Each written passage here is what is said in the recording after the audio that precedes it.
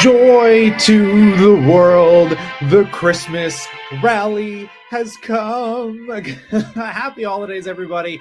I have been doing so many Christmas corporate events, whatever, just getting out. You know, there's family events, you got your work Christmas parties and your family party. I'm sure you've all been getting geared up for the holiday season, and the market has been doing the same for us, baby. And I got some fun, interesting things we're going to look at today, because there's a whole sector of the market that is still largely just completely wiped out.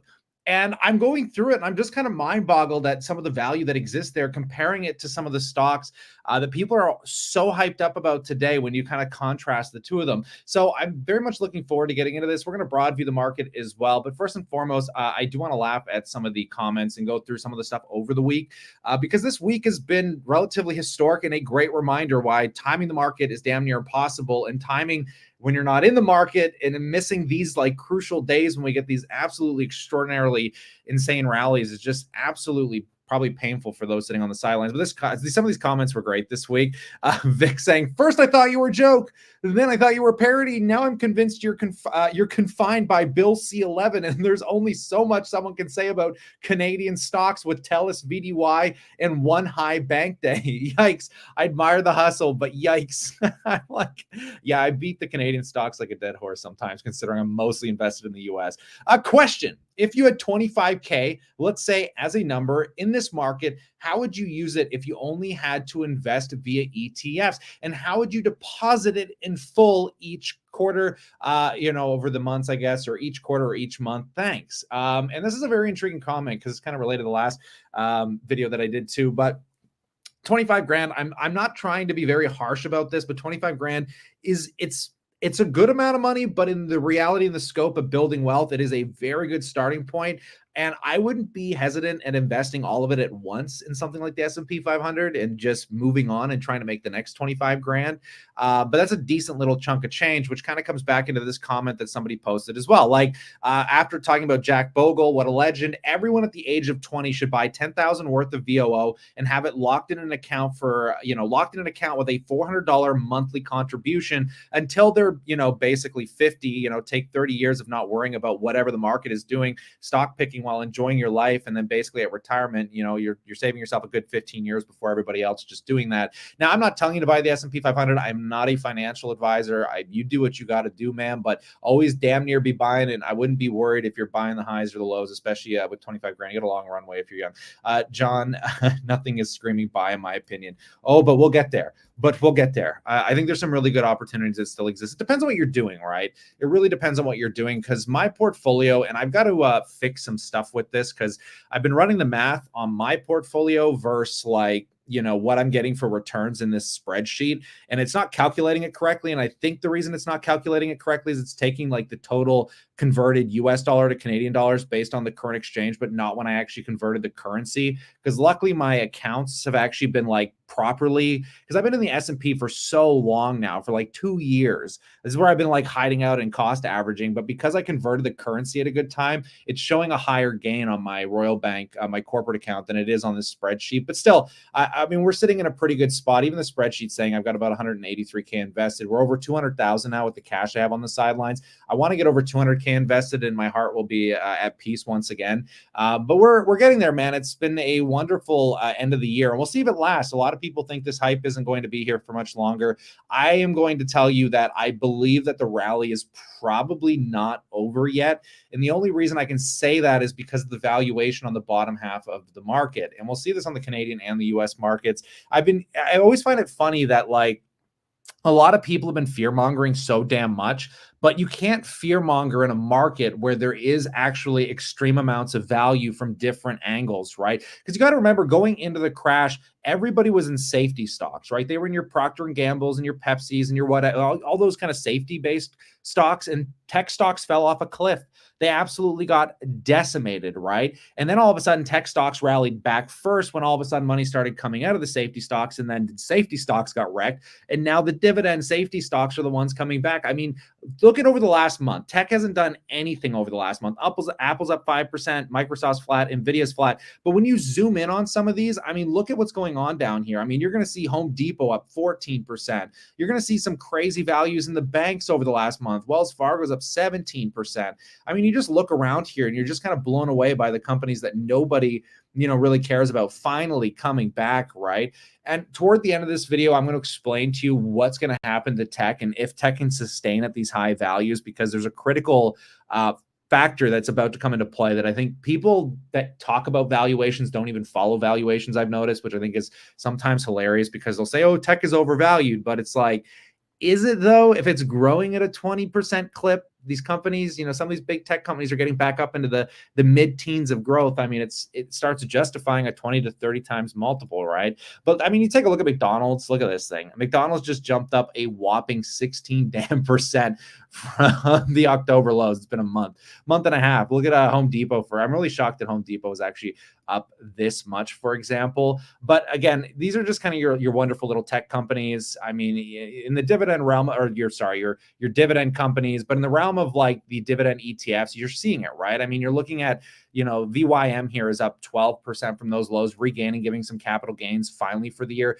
And realistically, if you cost averaged into this and you even bought the highs and the lows, you'd still be up on all those dollars invested over the year, right? But it's been relatively suppressed. You're seeing the same thing with SEHD now. You're seeing the same thing with VDY. A lot of the the Vanguard real estate ETFs now are going green on the year after an entire year of an abysmal downtrend. I mean, it doesn't matter really where you look, right? When it comes to stocks that were heavily inflicted by the interest rates, like Canadian Apartment Properties here, which shot up 30% for one of Canada's largest REITs, which is just absolutely staggering. So I think there's still some room for these to run. I think we're going to start seeing a bit of a leveling off because, we're starting to get back to that place where people are like, okay, well, they're not going to raise interest rates. So there's no reason to presume these companies are going to keep losing money to the interest rate cycle. So it got oversold. Now we're going to find a leveling period until the first interest rates cuts probably start coming into play. I don't think we're going to go back to the October lows at this point. I have a hard time believing it unless a black swan event happens. But let's use Microsoft as a real quick example here, because I want to show you guys why tech is going to hit a brick wall if we're not careful. Tech is definitely expensive, but it's only expensive if it stops growing. That's always the consideration with these kind of growth stocks, right? And if we just zoom in here, if I can try and zoom in, I want you to just take a look because this is the revenue growth of Microsoft, right?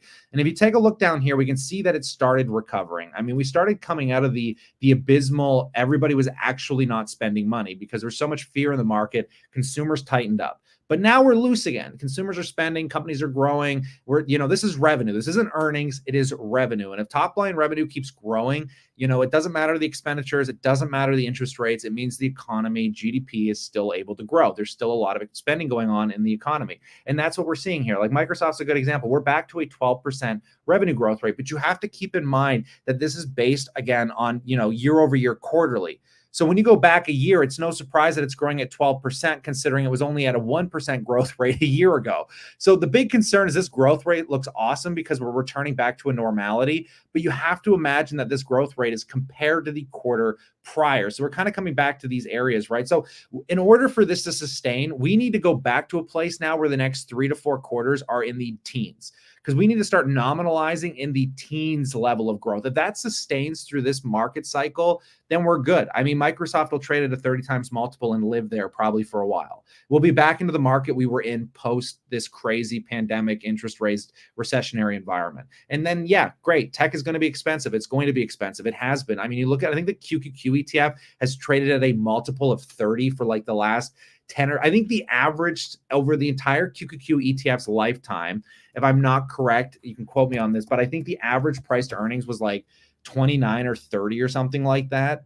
I mean, it's always been expensive to own tech companies for a long time. But right now, I think the QQQ ETF is trading at a 33 times multiple, which is about 3 or 4 times higher than its current average, which is just intriguing, right? So it's just a matter of, if we don't hit a brick wall because these growth rates are being a little bit, basically exaggerated because the last quarter a year ago was so bad, right? When you look at like Meta, for example, I mean, their earnings looked absolutely insane, but they were spending so much damn money a year ago. They weren't in the same position they are now, right? So they made it look better, but now they have to prove that it is actually better. Because if growth slows down and these companies start growing at an average of like a 5 to 10% year over year rate, then we're in trouble. Then you're going to see a correction in tech first and foremost. But I still think there's good value in the dividend side of things. We'll get to some of your comments here in a second, but I want to talk about where the value exists in the market right now and what people aren't discussing. And you're not going to find this anywhere else on YouTube. I mean, there's very few places where I've seen people that have like common sense in their brain and they actually don't listen to your everyday YouTuber that's just beating the drum of the same damn stocks over and over.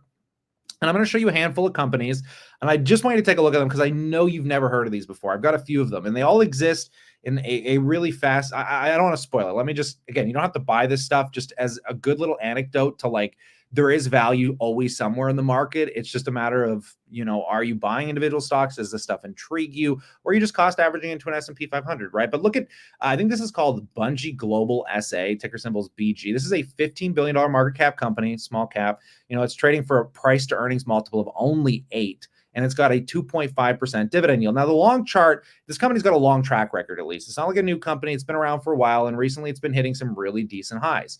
Now, if we dig into this company is basically the most boring company ever. They are a distributor for farmers. They're one of the largest in the Western, they're a huge company. Basically, they embrace the power of connect.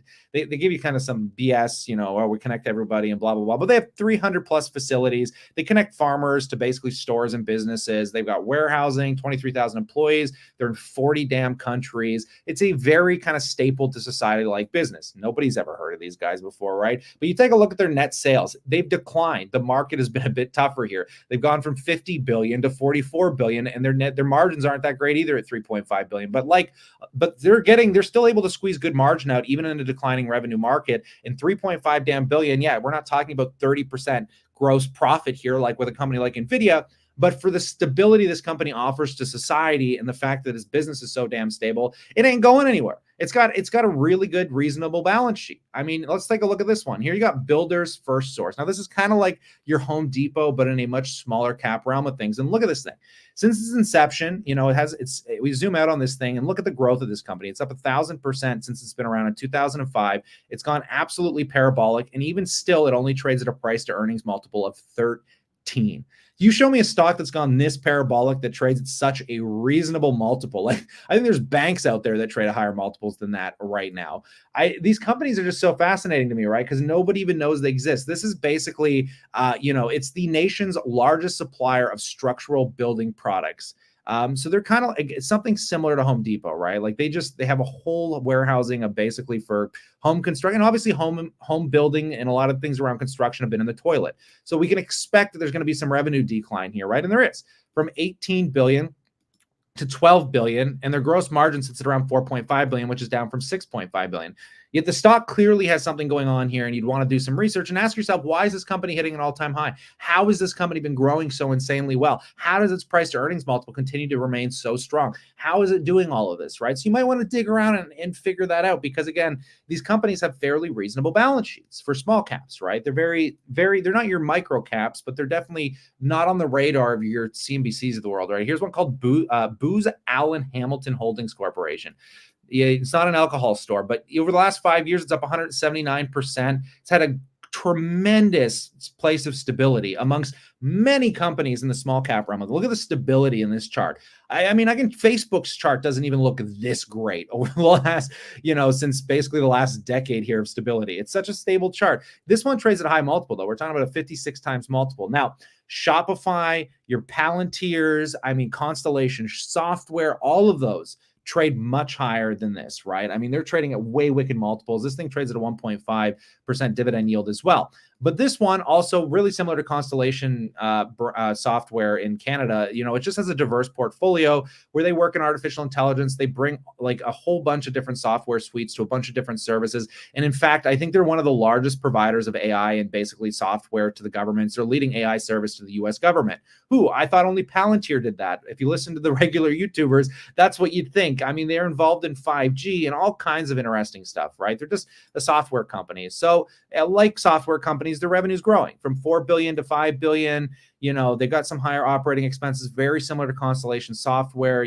Their net income is growing. What a great company, very stable, and it trades at a way better multiple because Constellation Software, I think, again, trades at like 100 times. So here's a great software company that's smaller, it's growing, it's great, right? Here's another. I got one more. I'm almost done. Just bear with me. I'm getting to a point, I promise. Here's one called Reliance Steel and Aluminum Company. Wow, that's exciting, isn't it? This one's up 282% over the last 5 years. It's a $15 billion market cap and trades at an 11 times multiple.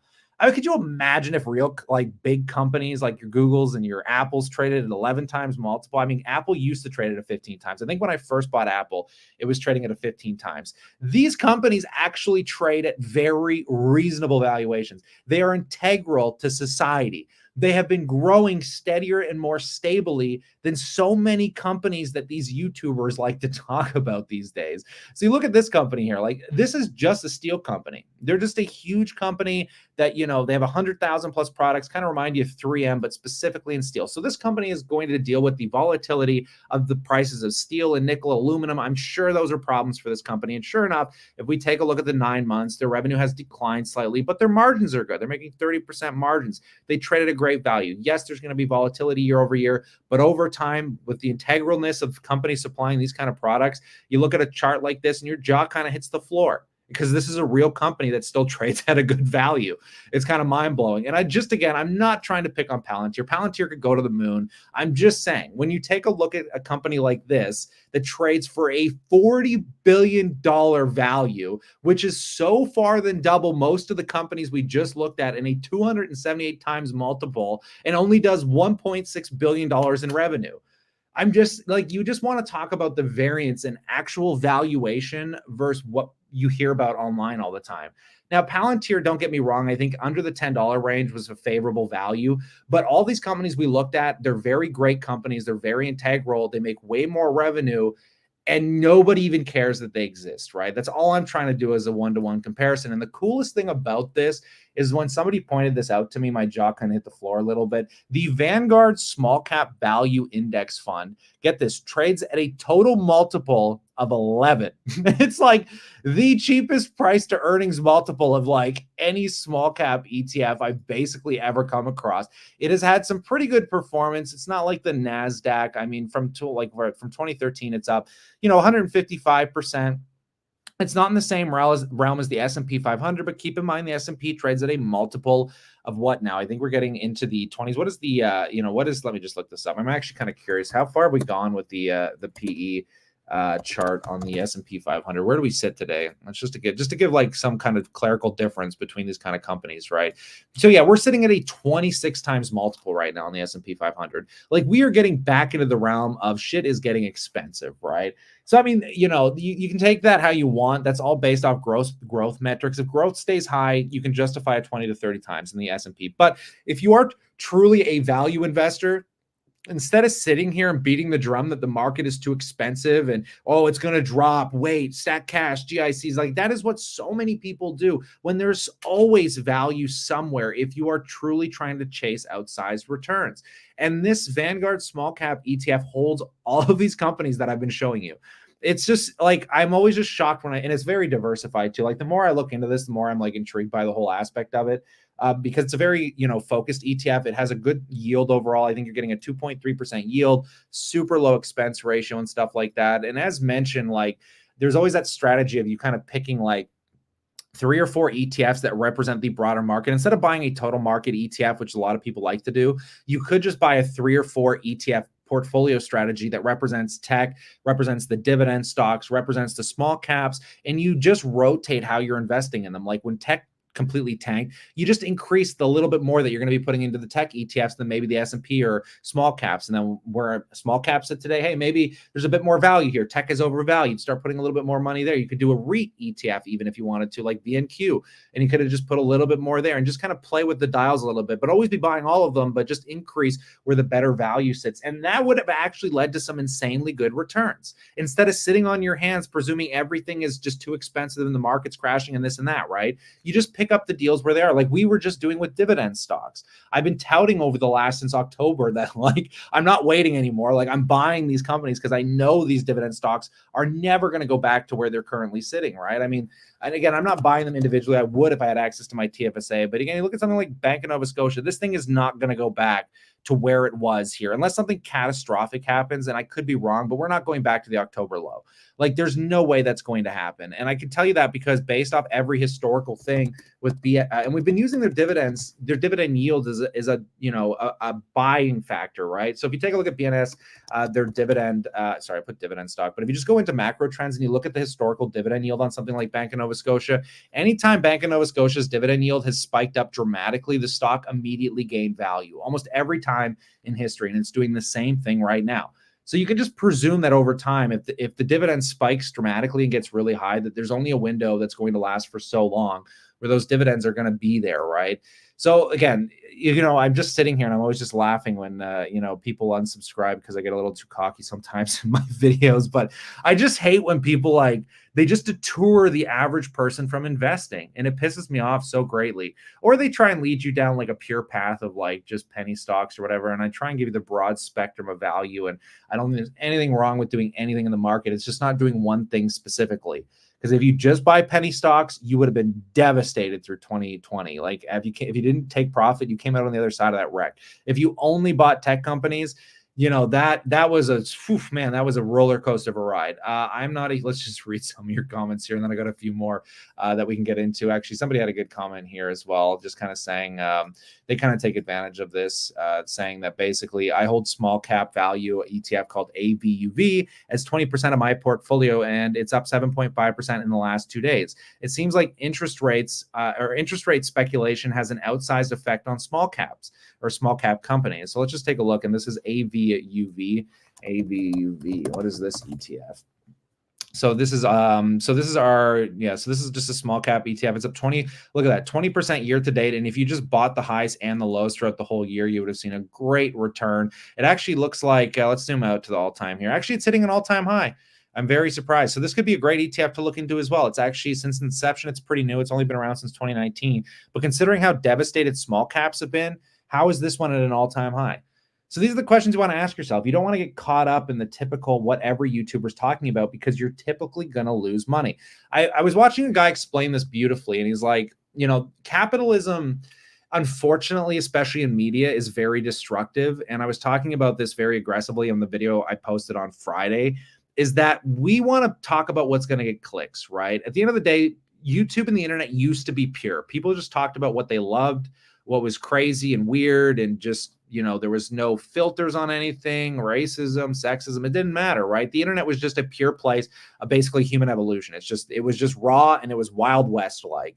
Now we're in a place where capitalistic society is built into the internet, and almost every facet or whatever, when it comes to especially media on media in general, right? Like I was making a good anecdotal point that in Canada here, there was a car that drove over the border, and some guy was doing like 100 and whatever, and actually like crashed at the border and blew his car up, and I think killed him and his wife. Or it was terrible. But CTV in Canada, they made it out like it was a terrorist attack, and they got 3 fines. Like, why would they jump the gun? Because based on some insider thing they thought they had, that it was a terrorist attack, and they got fined for it because they knew they'd get clicks. It's the same thing in media, right? Like Palantir and these companies, they know you're going to get clicks for talking about it. So they're going to beat that drum until they can't beat it any longer. And I do this as well. That's why I can see it. I know what people are doing. They might not be having the best, intentions in mind, because they know they're going to make money off talking about it, right? That's why people only talk about interesting stocks. They don't want to talk about boring stuff. That's why I don't talk about boring crap. When I talk about Canadian dividend stocks, well, look at the views on my videos. I get way more views. What does that tell me? You guys want to hear about Canadian dividend stocks. Forget what value stocks actually exist in the market. I'm going to talk about these dividend stocks because you're going to click on them, right? So you have to understand the perspective that everybody's coming from, and the media is just not your friend, right? That's why I'm saying I'm not a financial advisor. I am a clown. I recognize my tomfoolery, and I see it even worse beyond what everybody else is doing, which is why I just think it's hilarious that so many people that have just absolutely abysmal performance over the last few years are selling courses and doing this and doing that. and they just and people are just so naive enough to buy into it when they don't realize the biggest realization I ever had was when I noticed that Kevin O'Leary picked the wrong company. And I must have been like, I don't even know how old I was, because I remember I called into BNN and I got to talk to Kevin O'Leary, and I was asking about Coca-Cola and Apple and these companies. I thought it was so cute, and it was just so endearing at the time because I was so naive and stupid.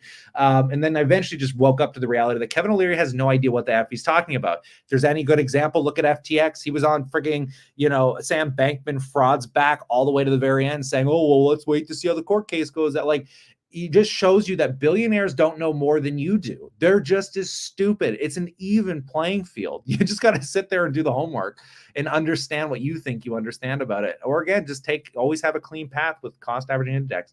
I can never get over it, right? So it's just, don't trust what people are feeding you on media. Kevin O'Leary has self-interest. Again, look at FTX. He was paid what, 20, 30 damn million dollars to talk about it. Even though everybody knew in the crypto realm of things that you hold your own keys, not your wallet. Nobody cared. They wanted APY, great returns, cash flow. You got bullshitted into all of it. Yeah, I don't know if O'Leary's a jerk as much as a self-interest capitalist, right? That is how capitalism works. It's great and it's terrible at the same time, because capitalism in Canada has gotten us, cheap healthcare that we can accessibly have for everybody. The Western world is great. It just comes with flaws, and there's a lot of bad actors out there. And it's just it's something you just can't avoid, because I don't know what's better than capitalism, right? I mean, I love the system that we have here. Go to anywhere else and tell me it's better, because it's not. So people will debate it. Actually, it was really funny because my buddy's fiance came up from the States. She's in California and she works in healthcare.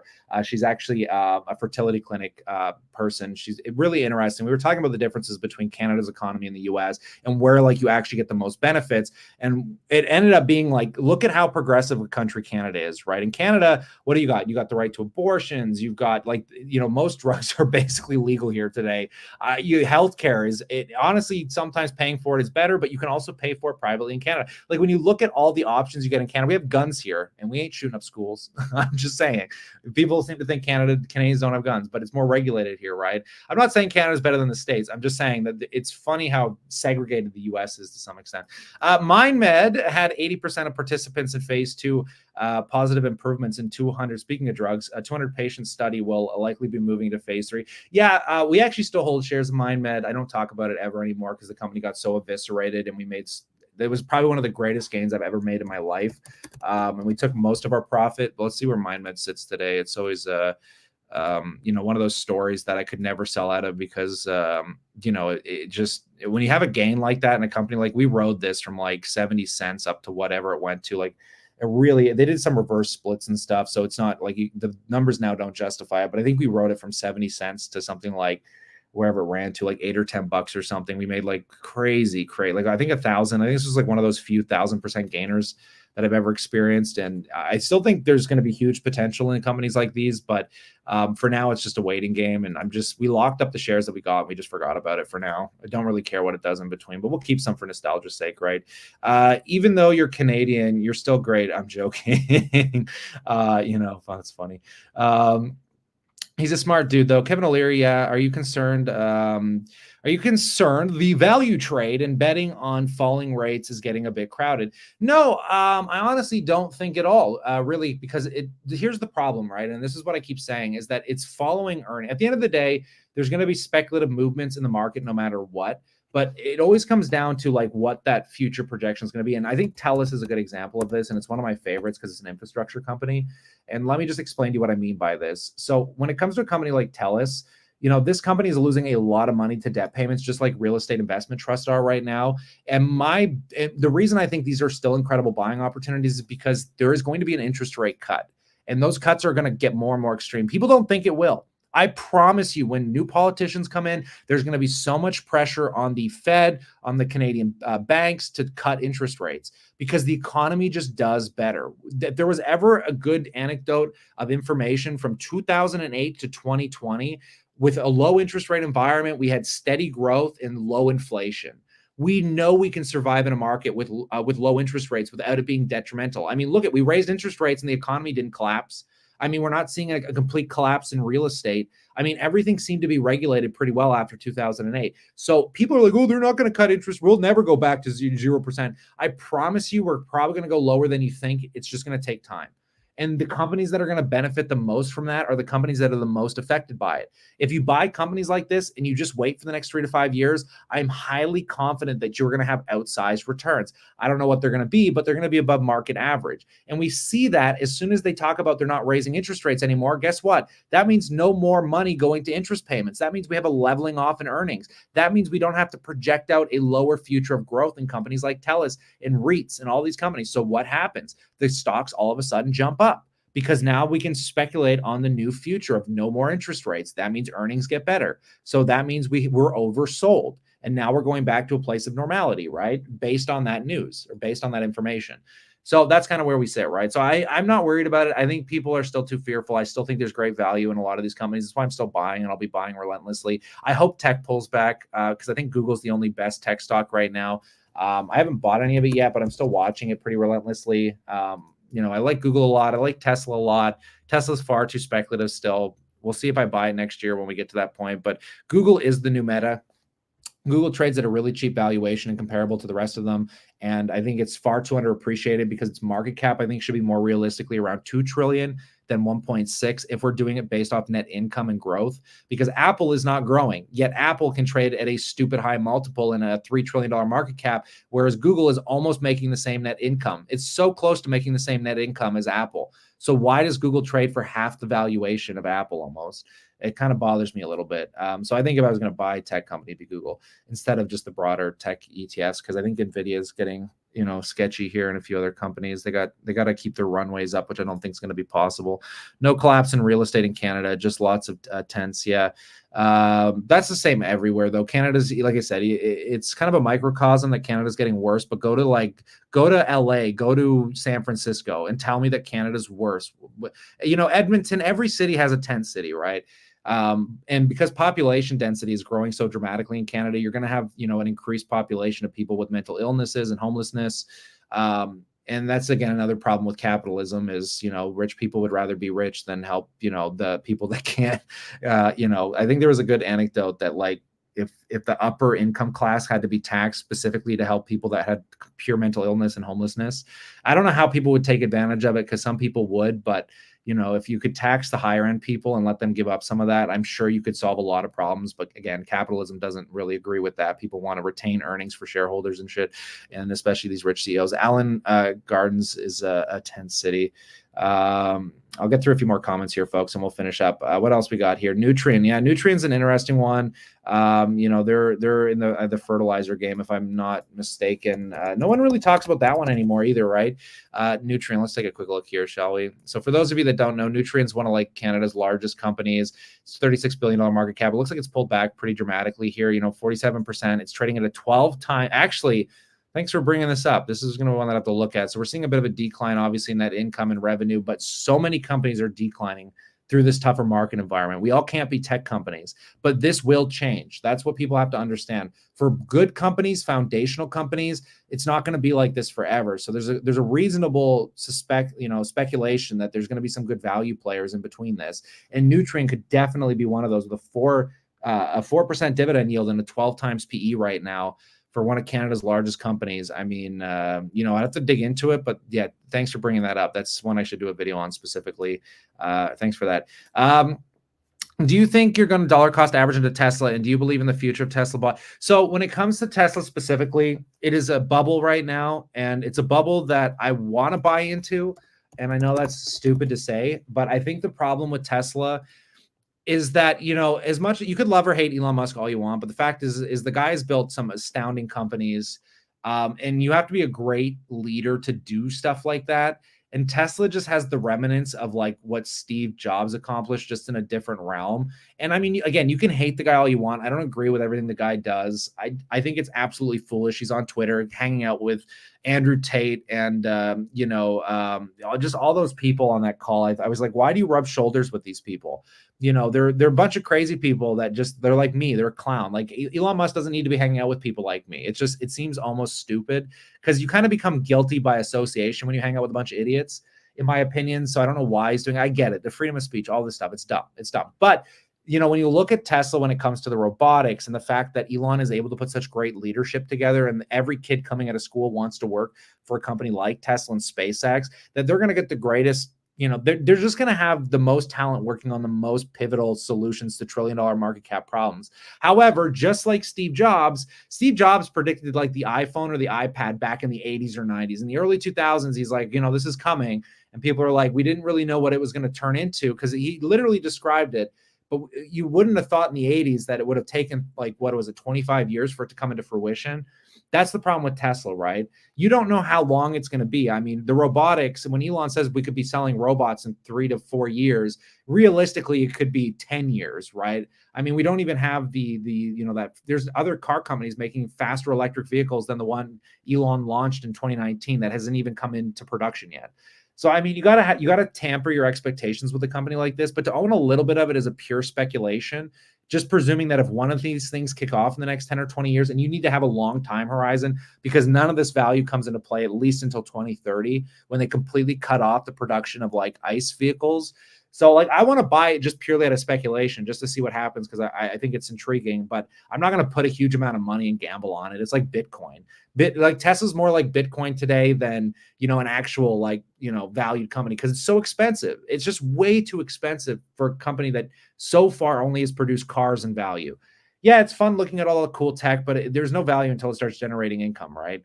And that's, again, a lot of my problem with a lot of the hype companies today, like Palantir, because Palantir only makes money off interest income. They don't make money off AI. They make money off interest. That's why I did this comparison, because all these companies no one gives a shit about trade at favorable values, have real integral aspects to society, and make real money. And nobody cares, right? That's why most people are going to lose money. And that's why I think Tesla has the real potential to lose a lot of money, because it doesn't take a lot for a company like Tesla to, it's perception based, right? That's why it's a bubble, because Tesla's value is purely based off perception, not reality. Elon is his own worst enemy. I agree. And he can't deliver anything new to Tesla. And then this is the same problem that I said, people like investing with people like Meet Kevin. Meet Kevin is his own worst enemy because he's a public figure. Tesla, you really never hear about Bill Gates, or not that it matters, because Jeff Bezos is retired basically. But the problem is this guy has everything possible he could want in his life, but he always has to do more. There's always something else, right? And that's when you become your own worst enemy. It's the same thing with Meet Kevin. Meet Kevin doesn't need to be doing house hack and an ETF and all this garbage. He just needs to focus on YouTube and building a real estate portfolio, and the guy could be a billionaire one day. But I think he's going to hit a brick wall, because you can't do all of it successfully. It's very hard to do it all successfully. And again, that's the biggest problem with Elon Musk. He is his own worst enemy. That's one of the biggest risks. It's definitely one of the biggest risks. I'd rather own crap no one cares about, an envelope manufacturer, than Tesla. And I agree. That is the whole point of this live stream. Is everyone is screaming to you to either buy something that is so overly expensive that it could blow up in your face, like a lot of these tech companies and a lot of these AI companies, and everyone's beating the drum that, hey, the market it's a bubble, there's so many issues. The .com era was just is more, tech companies are more expensive now than they were then, and it's just it doesn't help anybody. Meanwhile, there's actually good ETFs, good companies out there to buy right now. It's just no one's going to spoon feed it to you, because they don't make money off that shit. They make money off your clicks. So again, I hope this live stream comes to you in a form of some knowledge building and gives you a little bit of fruition into your own education. And yeah, if you want to speculate, man, just buy crypto. That's the best place to speculate, because you're going to make the highest rate of return. Like I said, if you're going to speculate, if you're going to go for it and you're going to put it as a percentage of your portfolio, go where the highest rate of return is going to be. That is in altcoins. That is going to be in companies like Tesla. I mean, if you're going to speculate, baby, go to where the speculations are going to pay off the most, and then just hold on to it for 10 or 20 years.